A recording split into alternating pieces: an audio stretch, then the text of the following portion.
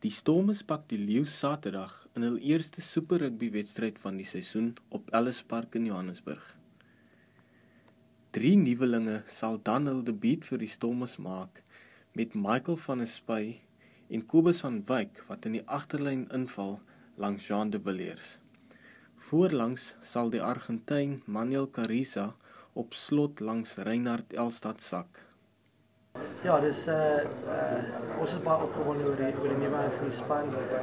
Kobus van Wyk, Mikey van der Spy wat homself bewys het laaste jaar met die Currie Cup. Manuel Carriza van Argentinië wat ook met ons begin met baie ervaring het. En dan Ali Kebel en René Ekstrem ook op die bank. So, hulle verdien hulle plekke in die span. Hulle het gewys dat hulle goed genoeg is om hier te speel en ja, ek kan nie wag om te sien of hulle kan homself terugneem. De Villiers het ook gewaarsku dat sy span gedissiplineerd sal moet wees, want Marnus Boshoff, die Leeu se loskakel, kan hulle van enige plek op die veld straf. Ons dissipline gaan moet goed wees. Hy het gewys dat hy's 'n skerp skutter en hy mis nie te veel nie. So ek dink die afbreekpunt is belangrik dat ons baie effektief daar moet wees en ons het baie werk daarin gesit. So hopelik kan ons effektief wees.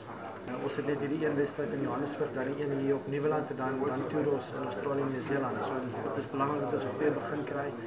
Baie harde werk is ingesit, net in die afseisoen en die voorseisoen. So die ouens is nou opgewonde om net op die veld te kom en 'n wedstryd te speel. So, het gaan nie maklik wees in Johannesburg nie, maar sien baie.